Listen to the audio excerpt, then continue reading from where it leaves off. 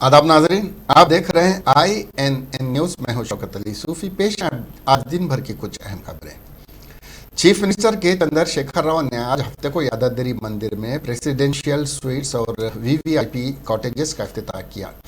Ground floor में presidential suite तकरीबन 9,849 मुरब्बा फीट पर मुहित है, जबकि पहली मंजिल का रकबा 5,656 मुरब्बा फीट पर मुश्तमिल है और चिन्नाकोंडा में 13 एकड़ में 14 VVIP कॉटेजेस और मेन स्वीट्स भी तामीर किए गए हैं। इस मौके पर वजीर औकाफ इंदिरा करण रेड्डी, वजीर बरखी जी जगदीश, भुवनगिरी के MP M वेंकट रेड्डी भी मौजूद थे। बाद में चीफ मिनिस्टर के चंद्रशेखर राव ने भुवनगिरी में कलेक्ट्रेट कॉम्प्लेक्स और फिर पार्टी ऑफिस का इफ्तिताह किया। इस मौके पर खिताब करते हुए उन्होंने कहा कि यादाद्री के ज़िले बनने की किसी को तवक्को नहीं थी। उन्हें आज कलेक्ट्रेट की इमारत का इफ्तिताह करते हुए बहुत खुशी हुई है। उन्होंने कहा कि मुश्तरका आंध्र प्रदेश हुकूमत के दौरान कई अज़ा की तश्कील का मनसूबा था, लेकिन वो उस वक्त हुआ नहीं। इस वक्त NT रामाराव रियासत के चीफ मिनिस्टर थे। उन्होंने NTR से मंचिरियाल को ज़िला बनाने की ख्वाहिश की थी, लेकिन किसी वजह से वो ना हो सका। उसके बाद कई रुकावटें आई, लेकिन अब वो पाए तकमील को पहुँच गई हैं।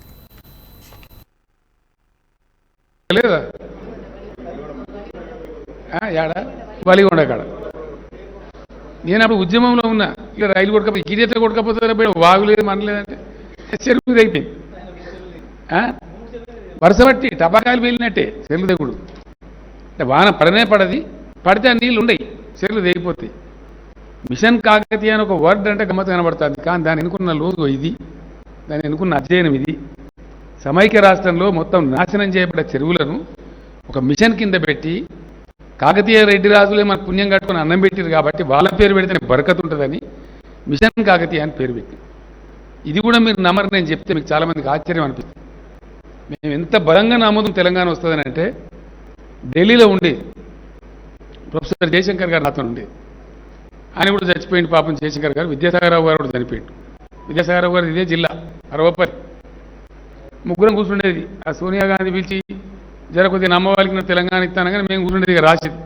మరి వచ్చినట్టు తెలంగాణ మరి ఏడ మొదలు కావాలి దుకాణం మనది, ఎక్కడి నుంచి మొదలు పెట్టాలి, ఏం పని కాడ స్టార్ట్ కావాలి, పునర్నిర్మాణం ఎక్కడ ప్రారంభం కావాలి అని రాస్తే ఒక్కో రోజు 3:30, 4 కూడా అవుతుంది, తెల్లవారుతుండే కూర్చొని రాసి. ఒకరోజు జరిగిన చర్చలో మొత్తం మనం గ్రామీణ ప్రాంత ఆర్థిక వ్యవస్థ, గ్రామీణ బతుకు, రైతాంగం బతుకు చెల్లా చెదురైపోయింది కాబట్టి అక్కడి నుంచి మొదలు పెట్టాలి పునర్నిర్మాణం అని ఆలోచన చేసి ఆ రోజు పెట్టిన పేరు ఏది 7 నెలలు తెలంగాణ రావడానికి ముందు ఢిల్లీలో ఆ తుగ్లక్ రోడ్లో నా वज़ीर बल्दी नज़्म और शहरी तरक्यात KT रामाराव ने आज एक वर्चुअल मीटिंग में नए तालीमी इदारों के क़याम के साथ साथ तेलंगाना में मौजूद सरकारी स्कूलों को मजबूत और तरक्की देने के मकसद से मना ऊरू मना बड़ी प्रोग्राम का आगाज़ किया है। वज़ीर KT रामाराव ने कहा कि तेलंगाना हुकूमत ने पहले ही इस प्रोग्राम के लिए 7,289 करोड़ रुपए मुख्तस किए हैं और वह तकरीबन 26,000 सरकारी स्कूलों को तरक्की देगी। ताहम हम इस प्रोग्राम के लिए सिर्फ एक सरकारी प्रोग्राम के तौर पर नहीं, बल्कि अवाम की शिरकत के साथ काम करना चाहते हैं। वज़ीर KT रामाराव ने कहा कि तेलंगाना रियासत की तश्कील के बाद तमाम शुबों में ज़बरदस्त तरक्की कर रहा है। उन्होंने कहा कि आज तेलंगाना की इस सूरत हाल से मुल्क में तेलंगाना एक रोल मॉडल रियासत में तब्दील हो गया है। जहां तेलंगाना की तश्कील पर कई शकूक व शुबहात का इजहार किया गया था, रियासत तेलंगाना की तश्कील के बाद चीफ मिनिस्टर के चंद्रशेखर राव की रहनुमाई और क़यादत में तेलंगाना तमाम शोबों में अपनी शनाख्त बनाकर तरक्की कर रहा है। तेलंगाना रियासत ज़राअत और फलाह व बहबूद के शोबों में सबसे आगे रहा है, जिसमें बड़े प्रोजेक्ट्स के साथ साथ इंफ्रास्ट्रक्चर की तश्कील है। KT रामाराव ने कहा कि हम तालीम और तिब जैसी शोबों में इनकलाबी प्रोग्राम के साथ आगे बढ़ रहे हैं। वज़ीर तालीम सबिता इंदिरा रेड्डी ने कहा कि तेलंगाना रियासत की तश्कील के बाद से तालीम के शोबे में बहुत सी मुस्बित तब्दीलियाँ रूनुमा हुई हैं। उन्होंने इस एतमाद का इजहार किया कि हुकूमत तेलंगाना के ज़रिए शुरू किए गए मना ऊरू मना बड़ी प्रोग्राम के ज़रिए जल्द ही सरकारी स्कूल को मुकम्मल तौर पर तब्दील कर दिया जाएगा। उन्होंने मुख्तलिफ ममालिक में आबाद NRI से अपील की कि वो हुकूमत की तरफ से शुरू किए गए प्रोग्राम में शामिल हों। उन्होंने कहा कि तमाम NRIs जो अपने गांव या अपनी पसंद के दीगर इलाकों में सरकारी स्कूलों को गोद लेने या उनकी तरक्की में ताउन करने के लिए आगे आते हैं, उन्हें महकमे तालीम का मुकम्मल ताउन हासिल होगा। Tomorrow, but today the thing is changed. What Telangana does today, India does today, tomorrow అనే స్థాయికి చేరుకుంది అంటే నేను చెప్పేది అతిశయోక్తి కాదు. ఎన్నో రంగాలు మనం ఇక్కడ అర్బన్ లంగ్ స్పేసెస్ చాలా క్రియేట్ చేస్తా ఉన్నాం. వాటి నుంచి ఈరోజు కేంద్ర ప్రభుత్వం కూడా స్ఫూర్తి పొంది నగర్ 1 అనే పేరిట వారు కూడా ఒక ప్రోగ్రామ్ తీసుకున్నారు. ఇంకా చాలా ఉన్నాయి చెప్పాలంటే. నా విజ్ఞప్తి మీ అందరితో కూడా ఏమంటే, first 5, 6, 7 years of Telangana, we focused on agriculture, we focused on irrigation, we focused on rural development, we are continuing our focus on urban development, infrastructure creation, power, మనం ఒకప్పుడు deficit state, where we are a power surplus state. Our per capita consumption of power is number 1 in the country, and per capita consumption of power is a barometer for wealth of any region or even the living standards of కూడా తెలంగాణ ఖ్యాతిని మీ ప్రగతిని చూస్తున్న మీ అందరికీ కూడా తెలంగాణ ప్రభుత్వం తరఫున విద్యాశాఖ తరఫున కూడా ప్రత్యేకంగా స్వాగతం చెప్తా ఉన్నాను. భాగస్వామ్యమైనందుకు ధన్యవాదాలు తెలియజేస్తా ఉన్నాను. మనందరికీ తెలుసు, గౌరవ ముఖ్యమంత్రి గారు తెలంగాణ రాష్ట్రం సాధించిన తర్వాత సాధించిన ప్రగతిని ప్రత్యేకంగా చెప్పాల్సిన అవసరం లేదనుకుంటాను. ఎందుకంటే ఎక్కడున్నా మీరు తెలంగాణ పట్ల అంకితభావంతోని తెలంగాణలో జరుగుతున్న అభివృద్ధిని సంక్షేమ కార్యక్రమాన్ని ఫాలో అవుతున్నారనే విశ్వాసంతో మన ముఖ్యమంత్రి గారు చేసిన కార్యక్రమాలన్నీ కూడా మీకు అందరికీ బాగా తెలుసు. పల్లెలను ప్రగతిని సమతుల్యం చేసుకుంటూ అన్ని రంగాల్లో కూడా అద్భుతమైన ప్రగతిని సాధిస్తున్న రాష్ట్రం మన తెలంగాణ రాష్ట్రం.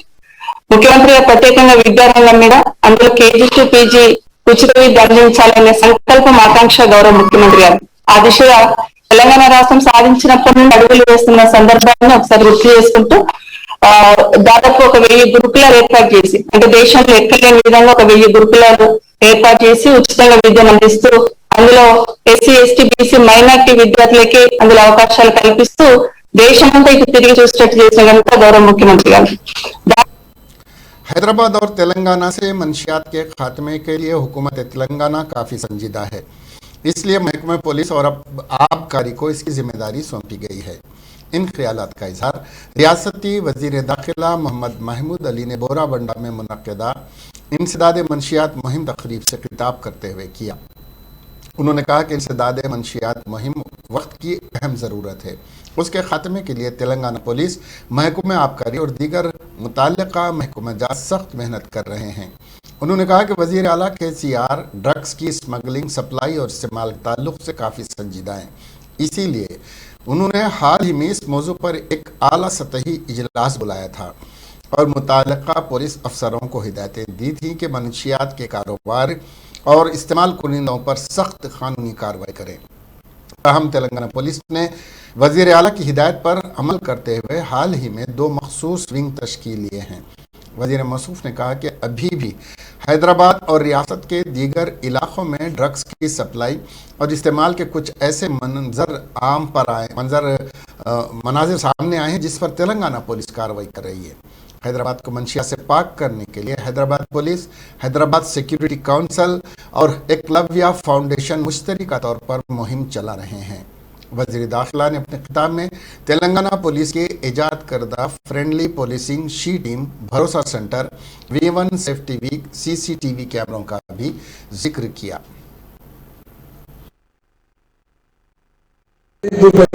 इसीलिए मैं चाहता हूँ CM साहब ने अनाउंसमेंट दिया है, जहाँ पर भी ड्रग्स हुई मंडल होगा वहाँ पर तुम्हें प्राइज देंगे।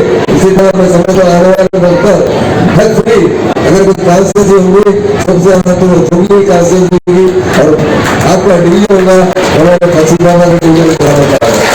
मुझे बड़ी खुशी है कि यहाँ पर हजारों की तादाद में आप लोग मौजूद है और लोग चाहते हैं, हमारे खासतौर से बुजुर्ग लोग भी यहाँ पर है और चाहते हैं कि हमारे बच्चे बुरी आदत में ना पड़े। हिंदुस्तान में, सारे हिंदुस्तान में सबसे ज्यादा तेलंगाना पुलिस हमारी फ्रेंडली काम करती है। हमारे IPS कभी भी अपने बड़े ऑफिसर ने अभी गवर्नमेंट ने अपनी तकरीर में कहा कि यहाँ पर ऐसा रहेगा कि इंस्पेक्टर, सब इंस्पेक्टर हमें बड़ा पर काउंसलिंग करते हैं कि आप मत पियो, मत ड्रग्स में जाओ, मत शराब पियो ताकि आपका बच्चा खराब होता है। इसलिए बड़ी खुशी होती है कि हमारी पुलिस की तारीफ सुनते हैं। सारे हिंदुस्तान में तेलंगाना पुलिस की हर जगह तारीफ की जाती है। इतनी अच्छी पुलिस, इतना प्यार से बात करने वाली, लैंड ऑर्डर कंट्रोल कर रही। इसलिए दो बात बता रहा हूँ, तेलंगाना बनने के बाद हर एक के जुबान पे एक ही बात थी, तेलंगाना लेंगे तो सीएम साहब लैंड ऑर्डर कैसा कंट्रोल करेंगे। हम सीएम साहब के साथ कई बार दिल्ली में हम पार्टियों से मुलाकात की, मायावती मैडम से कम 12 बार से ज्यादा मुलाकात है। वो कहते थे कि भाई तेलंगाना में कैंडल राइट्स होते हैं, तेलंगाना में फार्मर सुसाइड करते हैं, तेलंगाना में पावर नहीं है, तेलंगाना में पानी नहीं है। आज हमारे सीएम साहब ने तेलंगाना को बता दिए कि हिंदुस्तान में तेलंगाना कैसा तरक्की कर रहा है।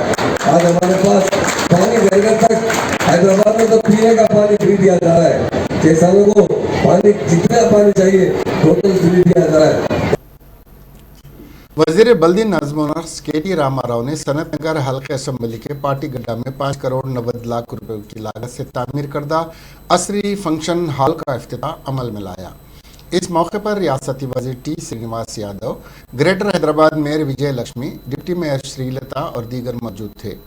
इस मौके पर केटी रामाराव ने खिताब करते हुए बताया कि वजीर आला के चंद्रशेखर राव अवामुन्नास से जो वादे करते हैं वो पूरा करते हैं, चाहे डबल बेडरूम मकानात की फराहमी हो या लड़कियों की शादियां हों या कम्युनिटी हॉल का क़याम, उसे पूरा कर रहे हैं। केटी रामाराव ने बताया कि टीआरएस हुकूमत इख्तिदार हासिल करने के बाद शादी मुबारक और कल्याण लक्ष्मी स्कीम के तहत अब तक 10 लाख लड़कियों की शादियों के लिए फीकस 1 लाख रुपए फराहम किए। उन्होंने शादी मुबारक और कल्याण लक्ष्मी स्कीम के तहत होने वाली शादियां पार्टी गड्ढा फंक्शन हॉल में करने की रियासती वजीर टी श्रीनिवास यादव की अपील की सिताइश की।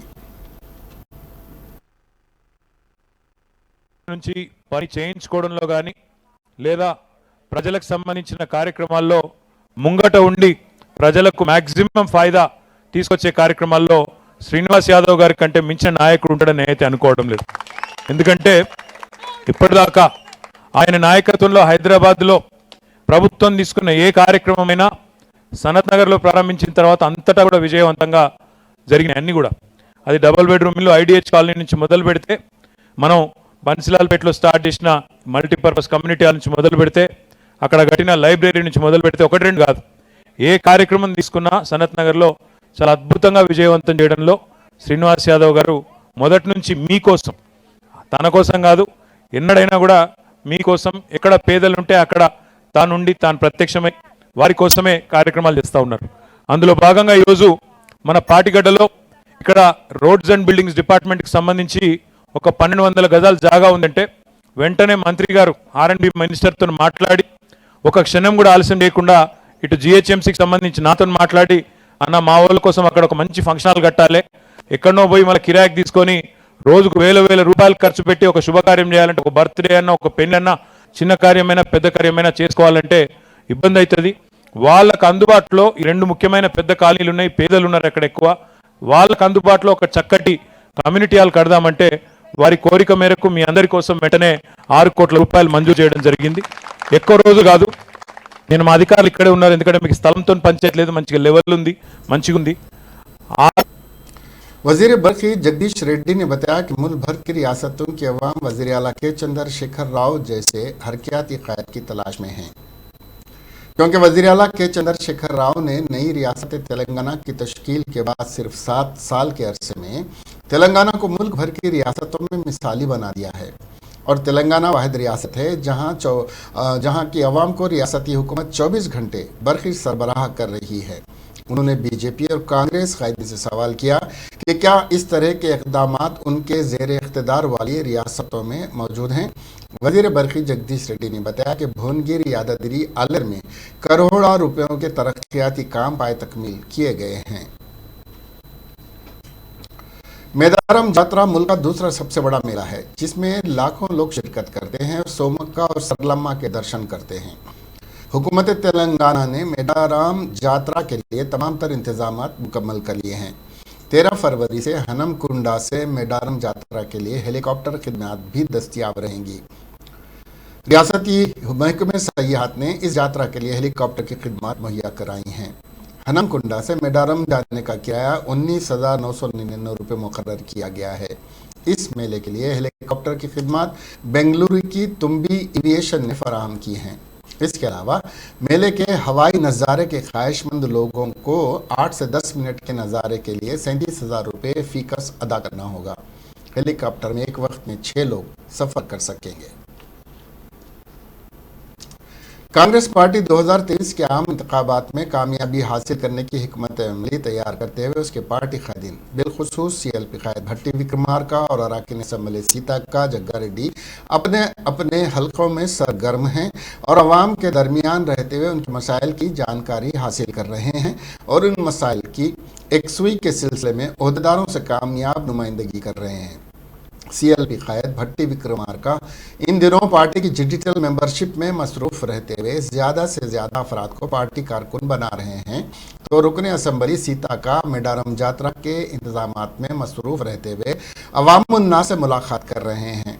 इनके अलावा जग्गा रेड्डी अपने हल्के असम्बली के अलावा दीगर असम्बली हल्कों में पहुँचते हुए अवामुन्नास को ये वाज़े कर रहे हैं कि कांग्रेस ही उनके घरों में खुशहाली ला सकती है। कांग्रेस अराकीन असम्बली के अलावा पार्टी कायदीन अवामी महफिलों और दीगर तकारीब में शिरकत करते हुए अवाम से मुलाकात कर रहे हैं। बंडी संजय ने कहा कि KCR मायूस हैं और उन्हें एहसास नहीं है कि वो क्या कह रहे हैं। मैंने सोचा कि वो आइन को दोबारा लिखने पर किए गए तबसरों पर माफ़ी मांगेंगे, लेकिन वो कलवा कुंडला आइन को नाफिज करने पर तुले हुए हैं और यहाँ तक के लोगों को इस पर अमल करने की तंबीह भी कर रहे हैं। लोगों को मालूम होना चाहिए कि क्या वो अंबेडकर का आइन चाहते हैं या KCR का, रियासती BJP के सरबराह ने कहा। उन्होंने जनगांव में चीफ मिनिस्टर के जलसे आम से कुछ दिन पहले कारकुनों की गिरफ्तारी और नज़रबंदी की मजम्मत की। हमले के पुलिस की मौजूदगी में हो रहे हैं। इन हमलों से बेखबर जब कारकुन भारत माता की जय के नारे लगाते हैं तो KCR को धमकियां मिली जाती हैं। संजय ने मजीद कहा, अगर चीफ मिनिस्टर अवामी मीटिंग कर रहे हैं तो उन्हें हुकूमत की फलाही स्कीमों के बारे में बात करनी चाहिए, लेकिन KCR का मकसद अपनी अवामी मीटिंगों में BJP को तनकीद का निशाना बना है। संजय कुमार ने कहा कि KCR जानते हैं कि उनकी गैर कानूनी हुक्मरानी की जांच हो रही है और इस तरह वो तेलंगाना के जज्बात को उभारने की साजिश कर रहे हैं। उन्होंने मजीद कहा कि खौफ उनके चेहरे से साफ तौर पर नजर आ रहा है। सदर YSR Telangana party YS Sharmila ने कहा कि आइन में तरमीम के लिए अंबेडकर के दूसरे जन्म की ज़रूरत है। वज़ीर आला के चंद्रशेखर राव जैसे धोखेबाज को जिसने अंबेडकर के मुजस्समे की तौहीन की, उनके मुंह से दस्तूर में तरमीम के अल्फाज जेब नहीं दे दे। KCR धोखेबाज हैं जिन्होंने दलित को वज़ीर आला बनाने का वादा करते हुए इक़्तिदार तो हासिल कर लिया, मगर दलितों की ज़िंदगी को खुशहाल बनाने के लिए कोई इक़दाम नहीं किए। शर्मिला आज आइन की तब्दीली के मौज़े के गोल में इस कॉन्फ्रेंस से खिताब कर रही थी। शर्मिला ने के चंद्रशेखर राव पर इल्ज़ाम लगाया कि वो मुस्तक़बिल में दलितों के वोटों के हुसूल के लिए बाबा दस्तूर डॉक्टर BR अम्बेडकर के 125 फीट के मुजस्समे को नस्ब करने का ढोंग कर रहे हैं और दलितों को माशी तौर पर मुस्तहकम करने के लिए ऐलान तो किया, मगर जिन दलितों के अकाउंट में 10 लाख रुपए जमा किए गए हैं वो रकम इस्तेमाल करने की इजाज़त नहीं दी जा रही है। इसके अलावा KCR ने किसानों के कर्जों की माफ़ी, स्कॉलरशिप और रोजगार की फराहमी के नाम पर बेरोजगार नौजवानों को धोखा दिया है। రాజ్యాంగంలో పొందుపరిచిన ఒక ఆర్టికల్ వల్లే కదా ఈరోజు తెలంగాణ ప్రత్యేక రాష్ట్రం కాగలిగింది. మరి ఆ కృతజ్ఞత KCR గారికి ఉందా? ఈరోజు KCR గారు ముఖ్యమంత్రిగా ఉన్నారు అంటే దానికి కారణం మన రాజ్యాంగం కాదా? మరి అంబేద్కర్ గారికి మన రాజ్యాంగాన్ని ఇచ్చిన దీక్ష కాదా KCR గారికి ఈరోజు ఆ ముఖ్యమంత్రి పదవి? మరి అంబేద్కర్ గారిని KCR గారు ఎలా గౌరవించారు? 125 అడుగుల అంబేద్కర్ విగ్రహాన్ని పెడతానని చెప్పారు. ఇంతవరకు KCR గారు పెట్టారా? అంబేద్కర్ గారినే కాదు, అసలు తెలంగాణ ఉద్యమంలో అమరులైన వారిలో ఎంతమందిని KCR గారు ఎంతమందికి నివాళులు అర్పించారు? ఉద్యమంలో పాల్గొన్న వారిని, పోరాడిన వారిలో ఎంతమందిని KCR గారు గౌరవించారు? ఈరోజు భారత రాజ్యాంగం ఎంత గొప్పది అంటే అసలు ప్రపంచంలోని మేధావులందరూ మెచ్చుకోతగ్గ రాజ్యాంగం మన రాజ్యాంగం. అలాంటి రాజ్యాంగాన్ని సవరించడం గురించి మాట్లాడడం లేదు కేసీఆర్ గారు, మార్చడం గురించి మాట్లాడుతున్నారు కేసీఆర్ గారు. అసలు కేసీఆర్ గారికి ఆ సత్తా ఉందా? రాజ్యాంగాన్ని మళ్ళీ రాయాలి అంటే మళ్ళీ ఒక అంబేద్కర్ ఉండాలి. ఇప్పుడు కేసీఆర్ గారు మార్చాలి అని మాట్లాడుతున్నారే, నిజానికి కేసీఆర్ గారికి ఆ సత్తా ఉందా? కేసీఆర్ గారికి ఆ సత్తా లేదు అని కేసీఆర్ గారికి కూడా తెలుసు. కానీ ఈరోజు అదే పనిగా రాజ్యాంగాన్ని మార్చాలి అని కేసీఆర్ గారు रचाकुंडा पुलिस कमिश्नरेट के तहत एलबी नगर पुलिस और एसओटी टीम ने एक मुस्तनद इत्तला पर कार्रवाई करते हुए घटकेसर पुलिस की मदद से एक बैन रियासती ममनुआ तंबाकू अशिया की स्मगलिंग करने वाले 2 लोगों को गिरफ्तार करने में कामयाबी हासिल की और टाटा सफारी को ORR टूल प्लाजा घटकेसर पर तलाशी लेकर 2 लोगों को गिरफ्तार किया। कोटा श्रीनिवास और बरगेला सतीश को हिरासत में ले लिया गया। उनके कब्जे से टुबाकू के बैग्स, RR टुबाकू के 22 बैग और JK टुबाकू के 16 बैग और दीगर बैग 6 बैग्स दीगर ब्रांड्स के अलावा 2 सेलफोन, 7,200 रुपये नकद टाटा सफारी जब्त की, जिनकी जुमला मालियत 25 लाख रुपए है। कोटा श्रीनिवास आदि मुजरिम है और कई बार ऐसे ही मामलों में गिरफ्तार किया जा चुका है। आंध्र प्रदेश के श्रीकाकुलम में एक मुलजिम ने पुलिस स्टेशन में खुदकशी कर ली। घर वालों की जानिब से इसकी जमानत के लिए ताखीर करने के बाद मायूस होकर राम बाबू ने खुदकशी कर ली। 24 साल राम बाबू उर्फ सुरेश साकिन गाजुला रेगा को 7 फरवरी को श्रीकाकुलम के नीली मरला में देही रोजगार स्कीम के दफ्तर में बैटरियों की चोरी के इल्जाम में पुलिस ने मामला दर्ज करके हिरासत में लिया था और उसे हाजिर अदालत किया जाना था। उसके घर वाले जमानत की कार्रवाई के लिए आगे नहीं आए, जिसकी वजह से वो काफ़ी मायूस था और आधी रात को उसने उस वक्त रिकॉर्ड रूम में रस्सी की मदद से फैन से फांसी ले ली जब पुलिस कांस्टेबल ज़रूरत से फारिग होने के लिए गया हुआ था। जिला कलेक्टर ने मुलजिम की पुलिस स्टेशन में मौत की मजिस्ट्रियल इंक्वायरी की हिदायत दे दी है। मुल्क में गुज़िश्ता 24 घंटों के दौरान कोरोना इन्फेक्शन के मामलों में मामूली कमी आई है। हफ्ते की सुबह तक कोरोना के 50,407 नए मरीज सामने आए। इस दौरान कोरोना को शिकस्त देने वालों की तादाद 1,36,000 हो गई। ताहम इस दौरान 804 कोरोना मुतासरीन की मौत हो गई।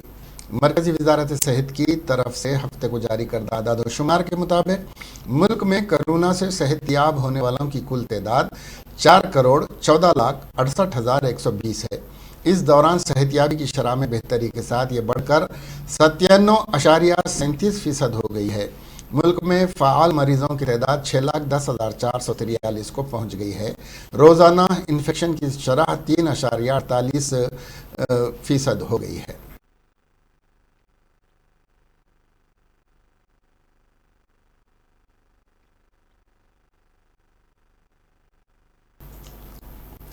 उत्तराखंड के चीफ मिनिस्टर पुष्कर सिंह धामी ने कहा कि अगर वो दोबारा इख्तिदार में आते हैं तो वो उत्तराखंड में एकसां सिविल कोड के निफाज का अमल शुरू करेंगे।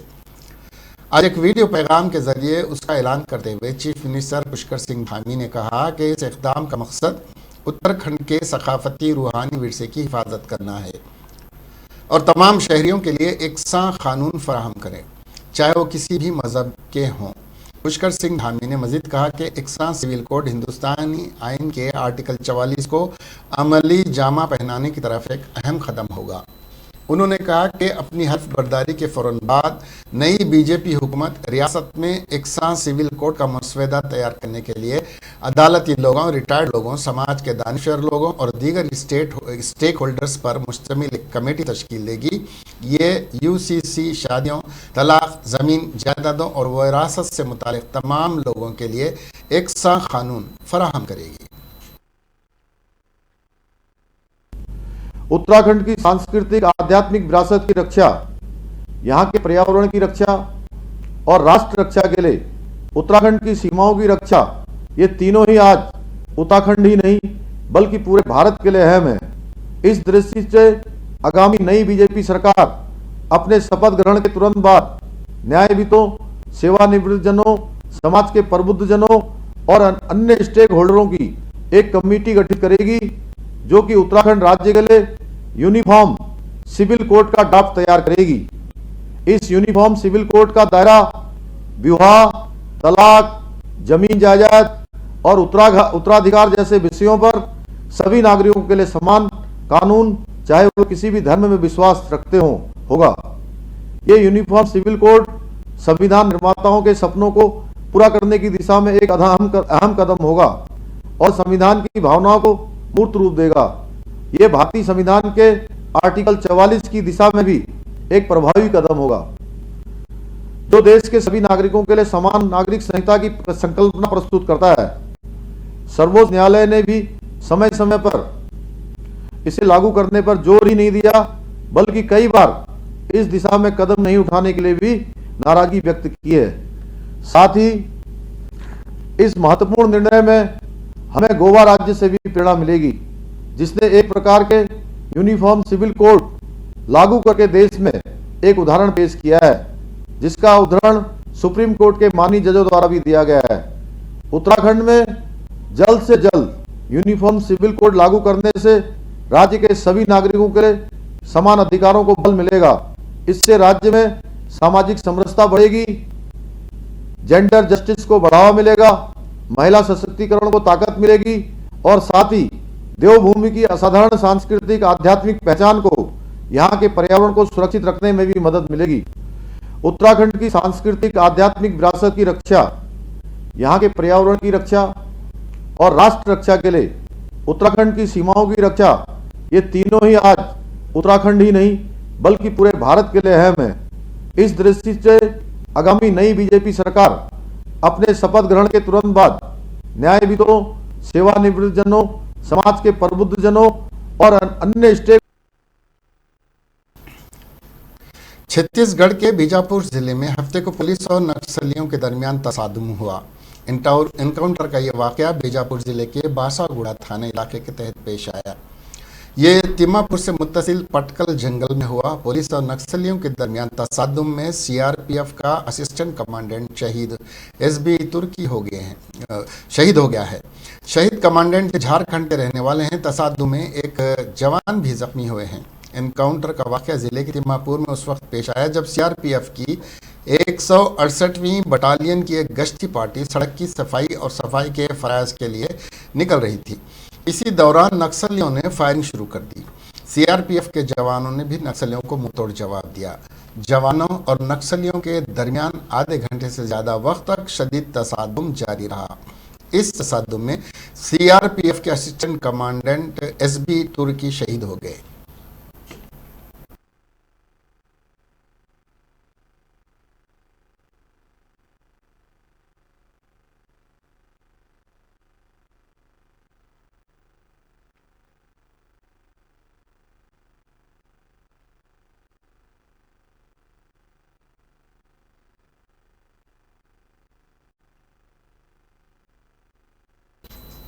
समाजवादी पार्टी लीडर ने हिजाब तनाज़े के जवाब में मुतनाज़ा तबसरा किया है। एसपी लीडर रुबीना खान ने खबरदार किया कि अगर किसी ने हमारे हिजाब को हाथ लगाया तो उनके हाथ काट दिए जाएंगे।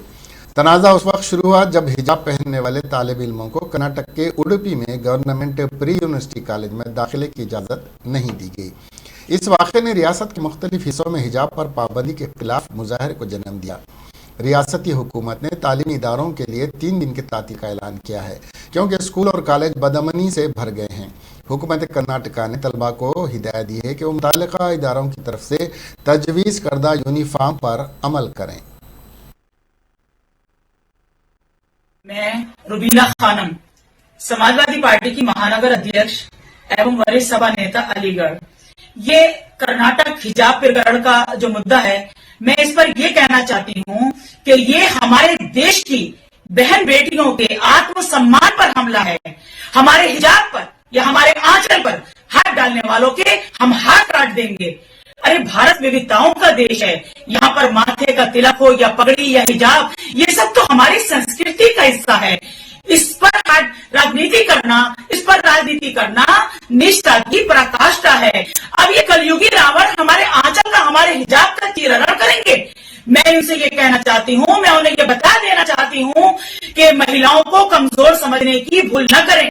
अरे सरकार चाहे जिस पार्टी की भी हो, लेकिन महिलाओं के आंचल पर या उनके हिजाब पर हाथ डालने का दुस्साहस करोगे तो हम झांसी की रानी और रजिया सुल्तान बनकर तुम्हारे हाथ काटने हैं। इसके साथ ही ये खबरें यहीं खत्म हुई। अब हमें दीजिए इजाजत और देखते रहिए INN चैनल। खुदा हाफिज।